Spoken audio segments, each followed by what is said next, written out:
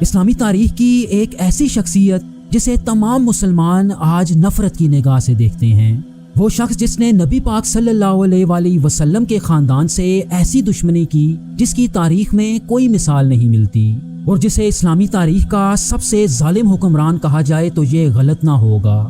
Viewers, آج ہم اہل بیت کے سب سے بڑے دشمن یزید ابن معاویہ کی فیملی ٹری کی بات کریں گے۔ یزید کے آباء و اجداد کون تھے اور تیسرے خلیفہ راشد حضرت عثمان بن عفان رضی اللہ تعالیٰ عنہ سے اس کا کیا تعلق تھا؟ امام مہدی سے لڑنے والا ظالم ترین بادشاہ سفیانی یزید کے کس بیٹے کی نسل سے ہوگا، اور موجودہ دور میں یزید کی اولاد دنیا کے کن علاقوں میں پائی جاتی ہے؟ میں ہوں احتشام ارشد اور آپ دیکھ رہے ہیں دی انفوٹینمنٹ چینل۔ یزید کے خاندان کو سمجھنے کے لیے ہمیں قریش قبائل کے ایک مشہور سردار عبد شمس پہ جانا پڑے گا، جو نبی پاک صلی اللہ علیہ وآلہ وسلم کے پردادا ہاشم کے سگے بھائی تھے۔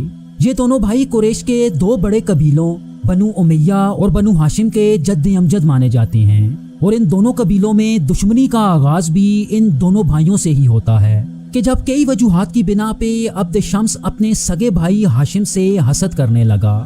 ویورز، یہ وہ دشمنی تھی جو ان دونوں بھائیوں سے شروع ہوئی اور اس کا اختتام کربلا کے میدان میں ہوا۔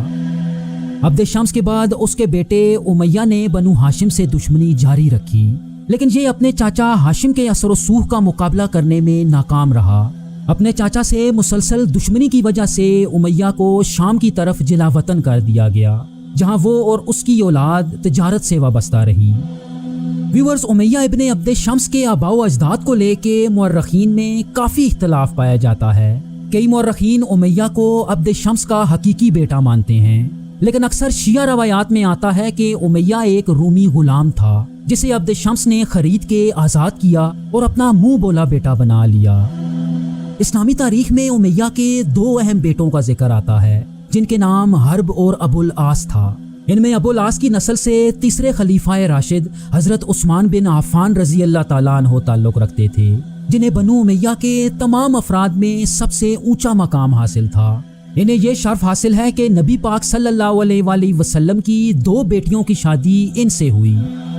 حضرت عثمان رضی اللہ تعالیٰ عنہ کے کزن مروان کی نسل سے بنو امیہ کی مروانی شاخ کے تمام حکمران تعلق رکھتے ہیں۔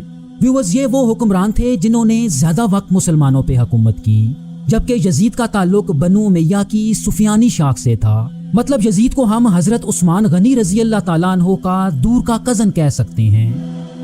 جہاں تک یزید کی بات ہے تو اس کا شجرہ امیہ کے دوسرے بیٹے حرب سے چلتا ہے۔ ویورز، حرب وہ شخص تھا جسے نبی پاک صلی اللہ علیہ وآلہ وسلم کے دادا عبد المطلب کے چوٹی کے دشمنوں میں شمار کیا جاتا تھا، جس نے عبد المطلب کی ہر محاذ پہ مخالفت کی، یہاں تک کہ انہیں قتل کرنے کی کوشش بھی کی۔ تاریخ میں جو چیز حرب کو سب سے زیادہ اہم بناتی ہے وہ اس کی اولاد ہے۔ حرب بن امیہ کا ایک بیٹا ابو سفیان اور ایک بیٹی عروہ بنت حرب یا ام جمیل تھی۔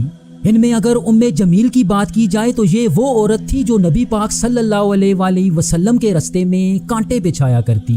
اس کی شادی آپ صلی اللہ علیہ وآلہ وسلم کے ظالم چاچا ابو لہب سے ہوئی۔ ام جمیل اور ابو لہب اسلام اور نبی پاک صلی اللہ علیہ وآلہ وسلم کے سب سے بڑے دشمنوں میں سے ایک تھے۔ ان دونوں کا ذکر قرآن میں سورۃ اللہب میں آتا ہے، جہاں انہیں اللہ کی طرف سے بدترین عذاب کی وعید سنائی گئی۔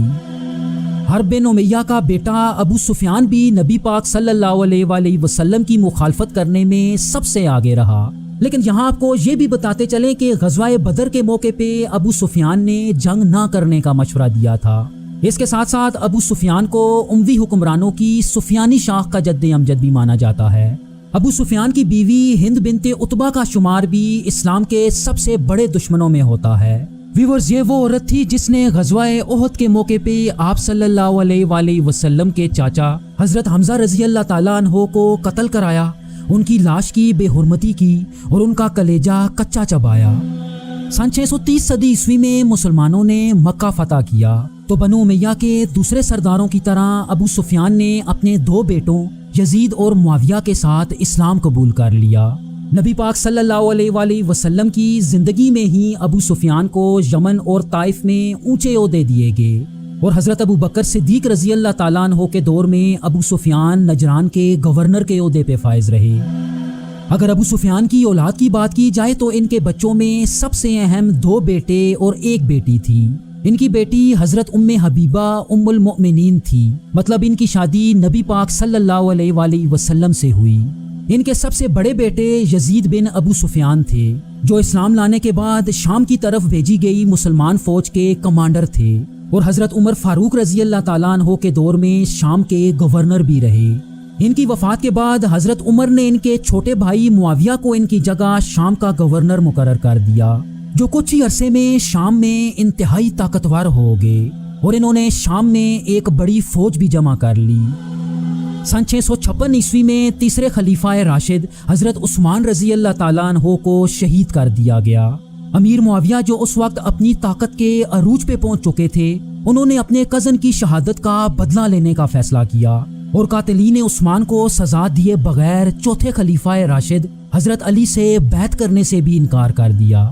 اس کے نتیجے میں مسلمانوں کے پہلے فتنے یا خانہ جنگی کا آغاز ہوا اور مسلمانوں کی وسیع و عریض سلطنت 2 حصوں میں تقسیم ہو گئی۔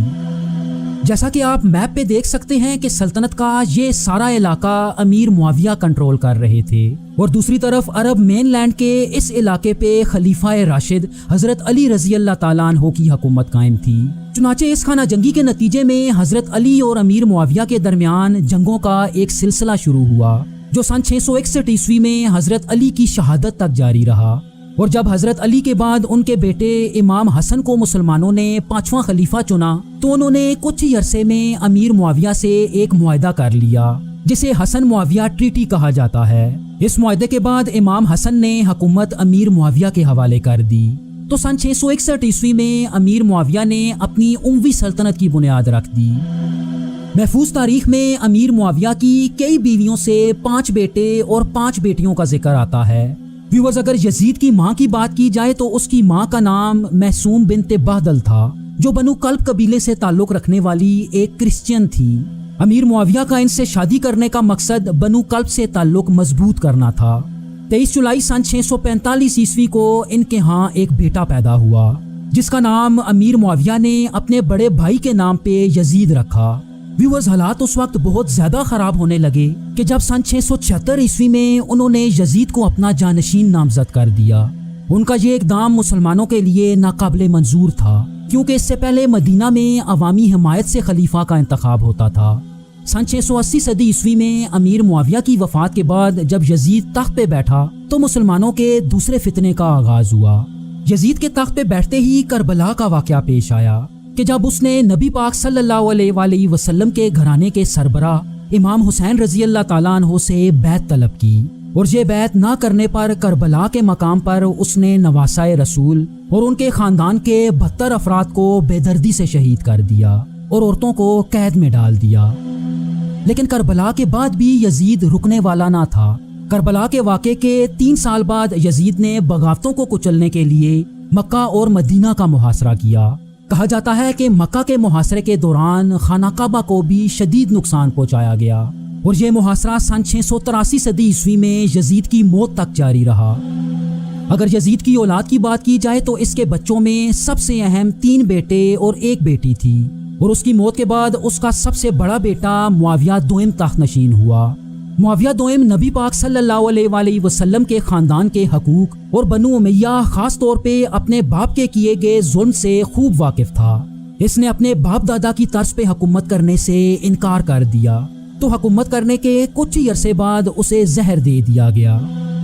چونکہ معاویہ 2 کی کوئی اولاد نہ تھی اور اس کے سارے بھائی بھی بہت چھوٹے تھے، تو اس کے انتقال کے بعد حکومت بنو امیہ کی سفیانی شاخ سے مروانی شاخ میں منتقل ہو گئی، اور امیر معاویہ کا ایک چچا زاد بھائی مروان ابن حکم تخت کا کنٹرول سنبھالنے میں کامیاب ہو گیا، جس کے بعد اگلے آنے والے تمام حکمران مروان کی نسل سے تھے۔ ویورز، جہاں تک یزید کی نسل کی بات ہے تو اس کی نسل اس کے 2 بیٹوں سے چلتی ہے، جن کے نام خالد اور عبداللہ ابن یزید تھا۔ کئی شیعہ مورخین کے مطابق آخری وقتوں کا ظالم ترین بادشاہ سفیانی جو امام مہدی کے خلاف لڑے گا، وہ یزید کے انہی دونوں بیٹوں میں سے کسی کی نسل سے ہوگا۔ یزید کی واحد بیٹی عتیقہ کی شادی اموی خلیفہ عبد الملک بن مروان سے ہوئی، جو اس کی سب سے پسندیدہ بیوی تھی۔ اگر موجودہ دور میں بنو امیہ اور یزید کی اولاد کی بات کی جائے तो सन 750 सदी ईस्वी में अब्बासी इनकलाब के बाद बनु उमैया के सुफियानी और मरवानी दोनों खानदानों के शहजादों को सरेआम कत्ल किया गया। लेकिन इस कत्लेआम के बावजूद बहुत से उमवी शहजादे बच निकलने में कामयाब हो गए। मौजूदा दौर में सुफियानी लाइन यानी यजीद के दोनों बेटों खालिद और अब्दुल्ला की नस्ल आज भी शाम में आबाद है और आज ये लोग मकामी आबादी और दूसरे कबाइल में मुकम्मल तौर पे जम हो चुके हैं। अगर मरवानी लाइन की बात की जाए तो बनु उमैया के आखिरी हुक्मरान मरवान II की नस्ल दुनिया के मुख्तलिफ इलाकों में आबाद हुई। जैसा कि सूडान में पाए जाने वाले कुछ कबाइल मरवान II की औलाद से होने का दावा करते हैं। इसी तरह मुआविया इब्ने हिशाम की नस्ल मौजूदा स्पेन में पाई जाती है। शुमाली अफ्रीका में पाए जाने वाले कुछ कबाइल मरवान बिन हकम की नस्ल से होने का दावा करते हैं। और आखिर में हिंदुस्तान के तमिलनाडु में पाए जाने वाले कोना खानदान के लोग मरवान II की औलाद से होने का दावा करते हैं। व्यूअर्स, हमें सपोर्ट करने के लिए हमारा चैनल सब्सक्राइब जरूर कीजिए और कमेंट्स में अपनी राय जरूर दीजिएगा। Thank you so much. Allah Hafiz.